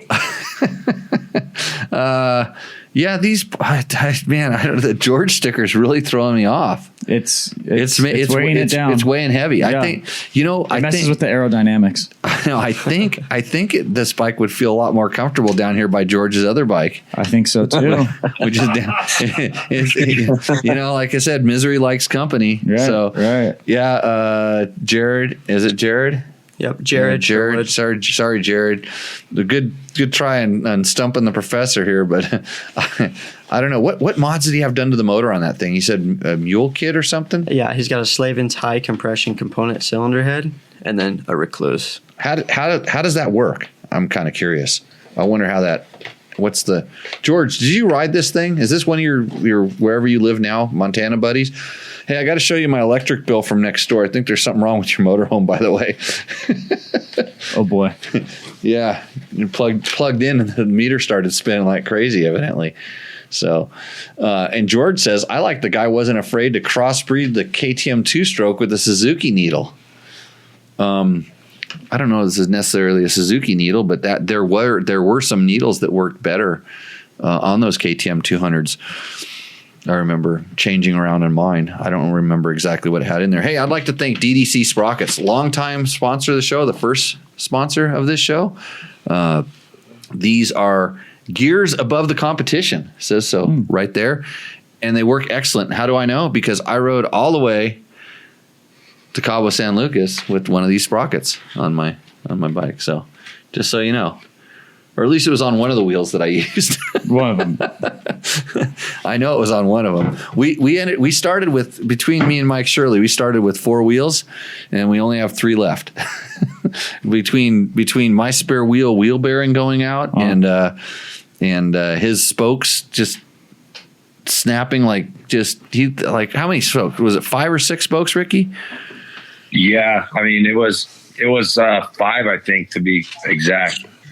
Yeah, and then he broke up the next day too. Yeah, it was, and here's an interesting lesson and Mike didn't know this, and so Mike had he had his wheel built and trued by a guy, and then he went and tightened. He felt the spokes are a little bit tight because they don't need a whole lot of tension on them, and he went and tightened them. Like he said, I turned each one a half turn more, and I was taking like almost a 3/4 of a turn out once I started loosening everything back up, and I'm like, man, these are way too tight. If you want to learn how to properly spoke your wheels or the tension of wheels, Fasst Company makes a spoke torque wrench that all the factory mechanics have, and it's the best way to learn proper torque for your wheel. I use one sometimes, but I learn, so I don't have to use it, so I can do it out in the trail. But this is how I learned, by using a spoke torque wrench from Fasst Company. Get them while supplies last, right? But anyways, so if you over tighten here's what happens when you tighten your spokes too tight, is that it puts the wheel in a bind, and spokes are designed to flex and move a little bit.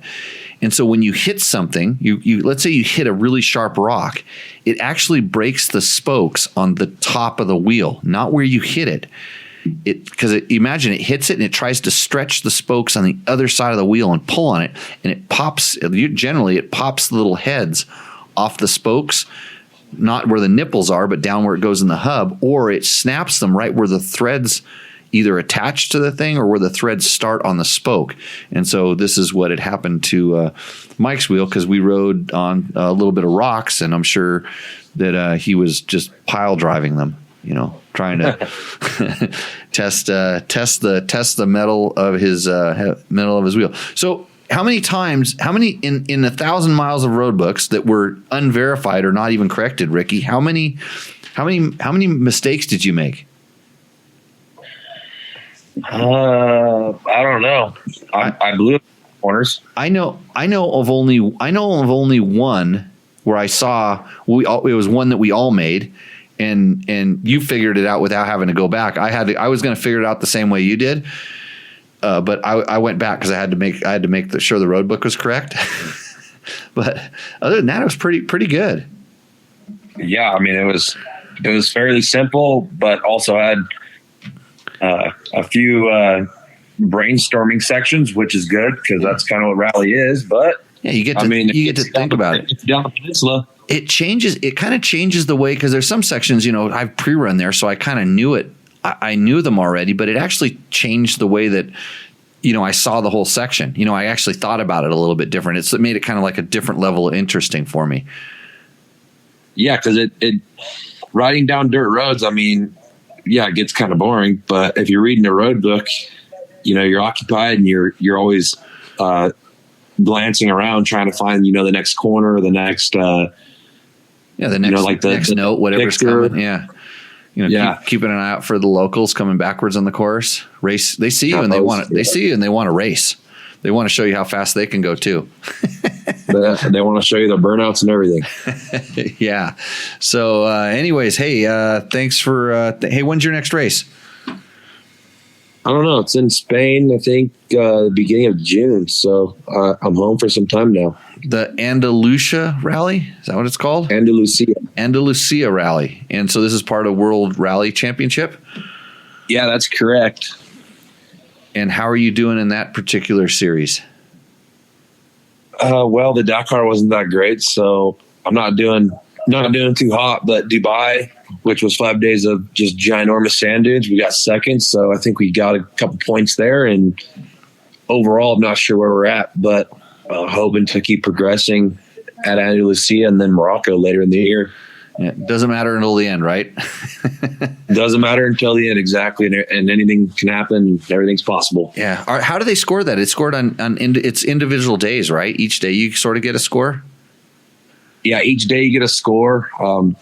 Depending on like your stage finish, obviously. And then obviously you get points for your overall finish too. Yeah. Yeah.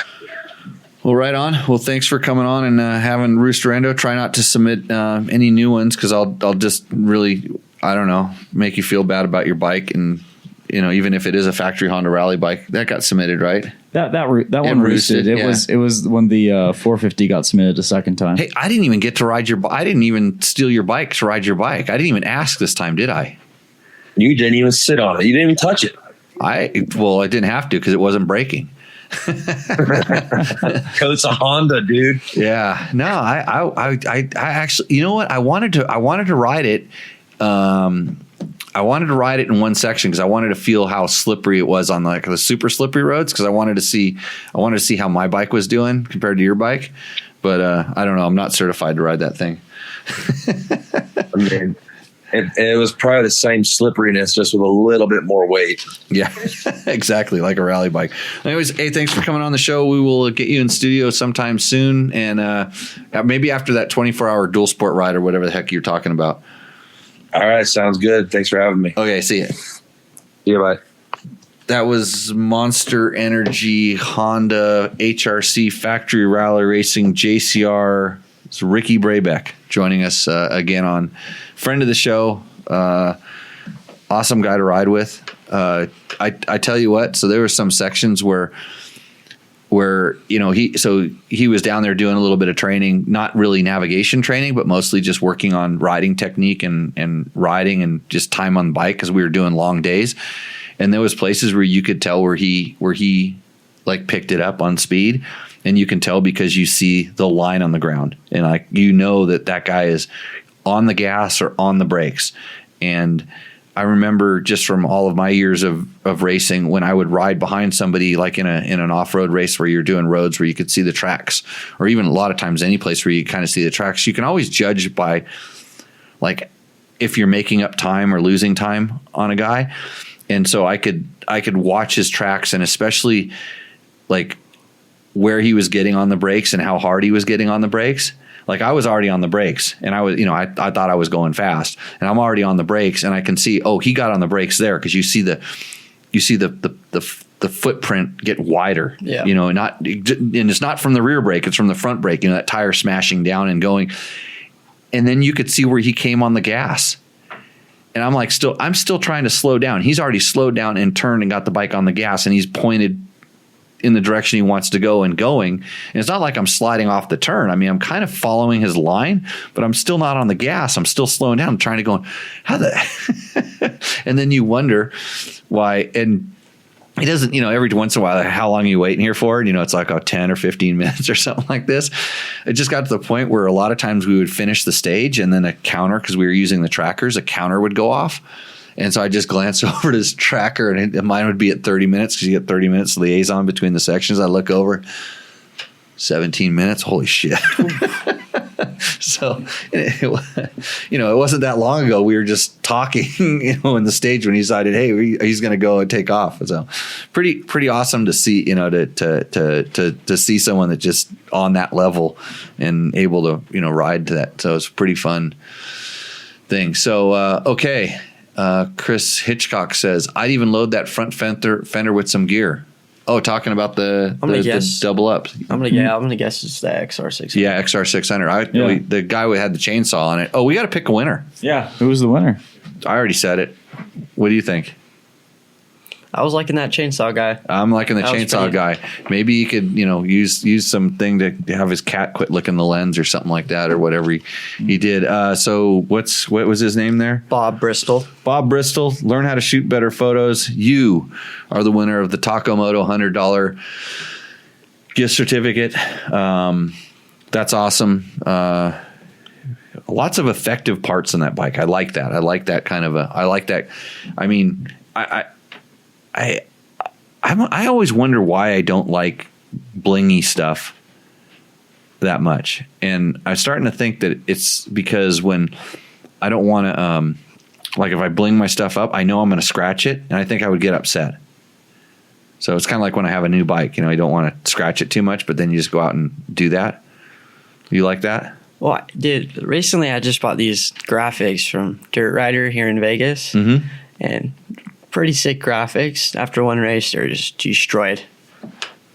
I haven't seen your bike for a while. Was it on it last time I saw it or not? Yeah, it's got the amateur plates on it. No, I don't remember. But whose bike were we riding last time? I was riding Logan's bike. Yeah, trying to scratch it up instead. He does a pretty good job of his own doing that. Did you like his air forks? Yeah, they were pretty good. You're supposed to say air forks suck. They suck. Everybody says this. Yeah. What does Dave Black want to know? Yamaha's put together a rally team around the Tenery 700 with Pole. Wow, Torres you got that word right? running at the Tunasaw Desert Challenge. Okay, Tunasaw. That's right next to Washugala. At least that one has an A in the back of it. Yeah. In the African Echo Race. It looks like Yamaha is doubling down on using two-cylinder bikes for the rally and enduro. Yeah, they announced this last year. Their single cylinder rally team is done, or from what I understand, it's done. I know that Andrew Short is not racing with them anymore. So yeah, they decided that's something that they're selling, the Tenere, and they built some pretty cool bikes. They do some modifications to them. So yeah, they're going to do races where they have a twin cylinder class. And so in Tunisia Desert Challenge and the Africa Eco Race, which kind of traces the old traditional Dakar route, they'll be running those there. And so yeah, I don't know if they're doubling down, but they're racing something that they are selling. So I think they're doing pretty good with their racing their YZs and motocross, and it's a good promotion going on right there. Yeah. I think they're doing pretty good in Supercross. Yeah. Was that racing stuff? Yeah, racing stuff. So okay, we have any other questions? I had a question that was emailed to me from Bill Hall. Okay, Jimmy, did you experience any overheating problems on the Tour of Idaho rides? No. Okay. No, never. Not even close. But if you are experiencing overheating, I will tell you where it's coming from. It's generally your clutch use. It's the way you're using your clutch. You're using it to reduce the power of your motorcycle, and that power has to go someplace, and it goes into heat, and that will transfer into the oil, which will transfer up into the top end, which will transfer into your coolant, and that will cause overheating issues. But no, I didn't have any. Although my bike, that bike had a fan on it, a cooling fan on it, and I'm sure it came on a couple of times here and there. But no significant issues that I can speak to. And one thing that you had told me, and then you say in the class a lot too, that really helped me with overheating problems with my bikes, and especially in tight technical trails, was you do not need to pull in the clutch if you're not going slower than first. Yeah. That was something that actually just really clicked with me.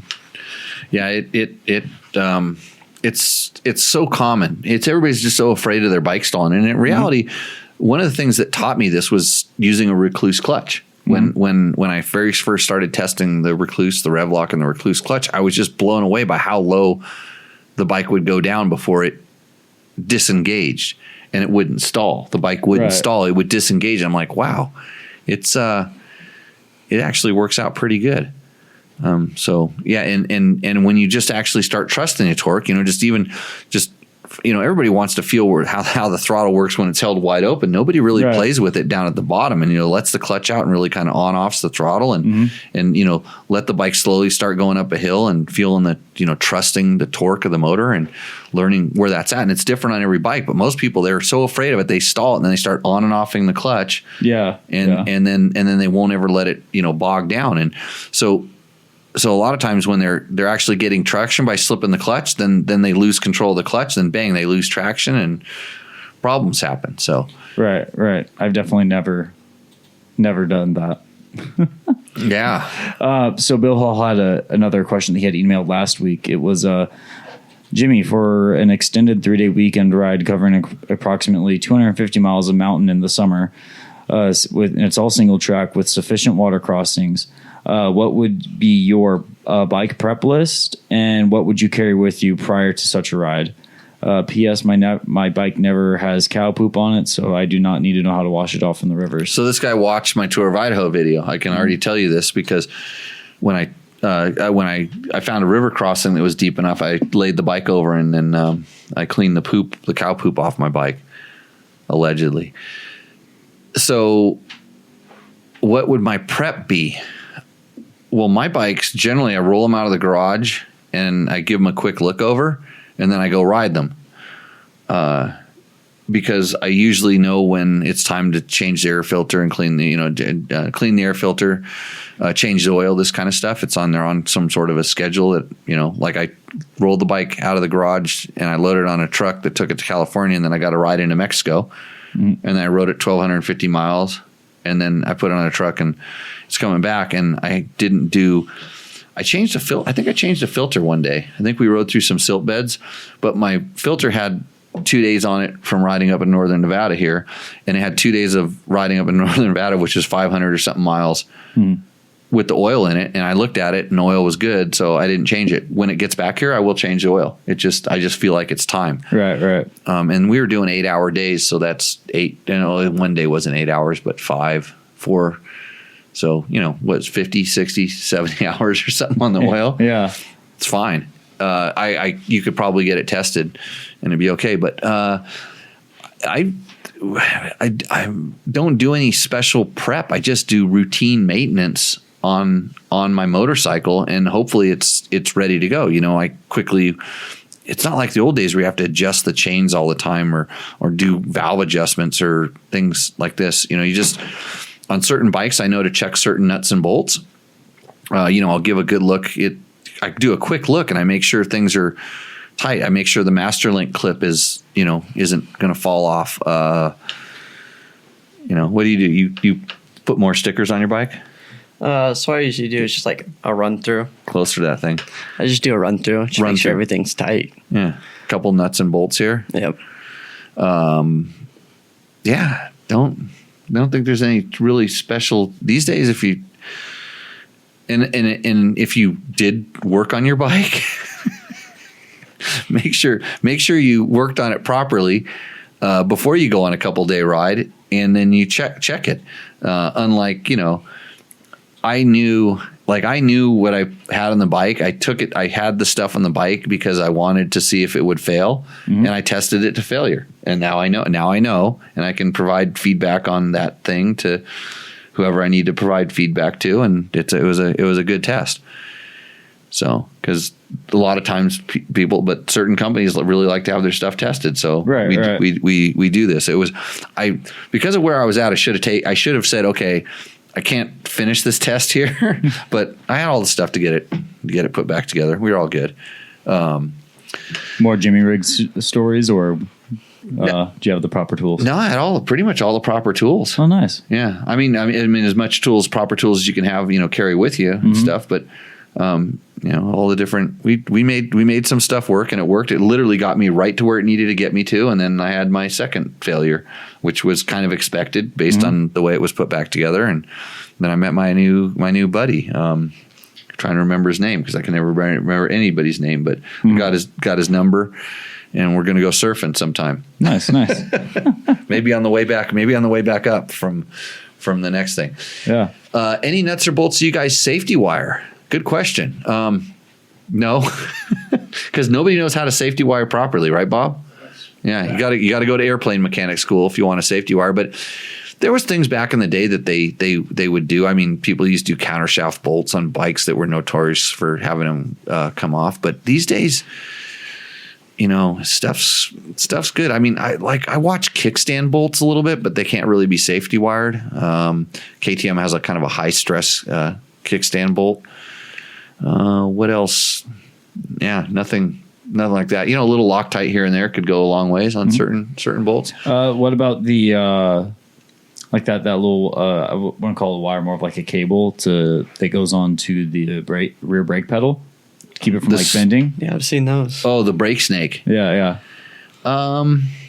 Those are like kind of a double-edged sword, because sometimes that brake snake can get hit by something and cause your brake to, when like a tree, like a sapling or something like that would hit it. Yeah. And certain kinds will wrap around it and yank on it and lock, intermittently lock, pull and lock your brake up real quick.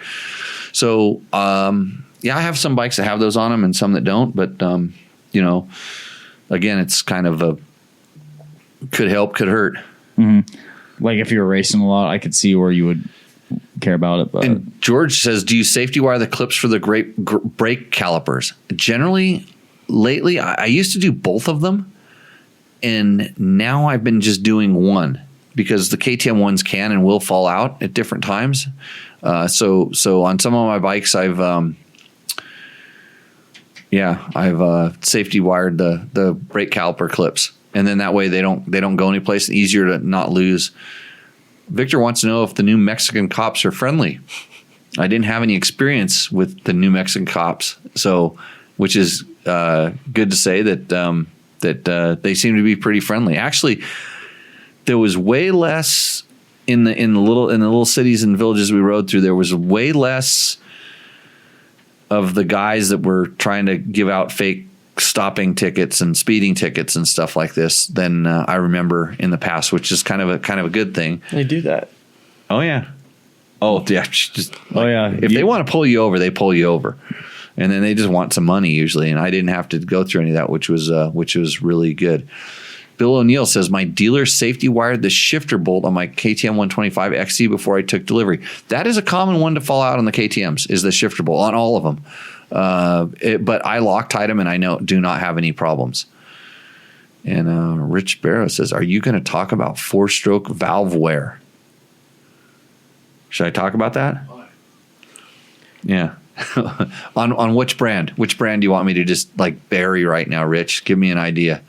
Seems like those older Hondas. Yeah, the older Hondas had some. The older Hondas, actually, the older KTM RFS intake valves were. I mean, it took them 200 hours or something, but they wore. Yeah. There's different ones. So yeah, let me know. I'll talk about it. Yamaha heads don't seem to wear that much. I mean, there's certain years. I think every brand has a year or two that they have some interesting stuff. But unless there's a specific reason, generally, most of the time the valve wear is accelerated by lack of air filter maintenance and or excessive high RPM. We'll call it past peak power revving. And over revving in general. So, what does Mike Steebles want to know? Mike Steebles wants to know safety wire on that twist pin that holds the front of a skid plate on a KTM. I have that on a lot of mine.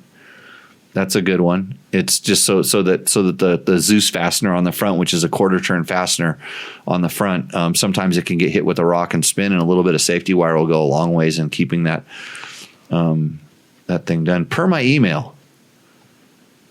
What was his email? The one that he sent to you, Matt? The only email I got from Rich was about a bike for Rooster Endo. Maybe. He's stacking it up, trying to get. Here's a good question. Mark Daniels wants to know, Jimmy, do you run a filter skin? I did not.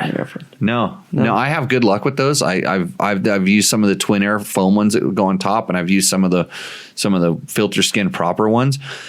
I think if some of the ones that I actually saw a video or a picture. A guy had one on top of one of those cone shaped filters. What's the those little spiky ones? The spiky filters. Yeah. I saw a guy put one on top of those and had really good luck with it. But no, I really don't ride in the dust that much. So where it's a big deal. So like I said, I pretty much could have done the whole thing on a single filter, but I changed it one day. Have you seen those gasket air filters? Gasket air filters. Yeah, there's it's like a gasket that goes on the air box before you put the air filter on. There's the neoprene. Oh, just like a sleeve. Yeah. I have them on some of my KTM adventure bikes. I have those because they have air intakes up high and in the front. Yeah. And it'll keep the filters clean for a long time. But no, I haven't seen them on. I mean, I've seen on some of the 24-hour bikes that guys build and stuff. A lot of times, or some of the Baja bikes, I saw them putting those things on there just to keep the big stuff from going down. It'll still let the dust in, but it'll knock the. So, what was George wanting to know about Masterlinks? Funnel web filters. That's right, Mark. Thanks for that. Bring it up there. And Matt's busy. Are you working on a date over there? By date, you mean my roommate? Yeah. Oh, it's male or female? It's a bro date. Yeah. Okay. So he wanted to know something. How many Masterlinks do you have to on hand to work on a KTM cam chain? Oh, the spare ones. If you're going to unrivet the KTM cam chain on an RFS, I think is what he's talking about, because that's the one you do that on. Yeah, I would have a couple, because that's a little bit of an art if you're not good at smashing those things together like you're supposed to. Proper tool, a good cam chain tool makes a lot of difference there too. So I think did you get my one question that I emailed you, Matt, from our marketing? The one was for our marketing department? Yeah, the $60 product unboxing test. Right. Okay. Can you aim your screen over me or run that up here? I want to. Yeah. So here's Lily Zing wanted to get a hold of me about she saw my YouTube video or my Amazon, my YouTube video. Hey, Logan, listen to this.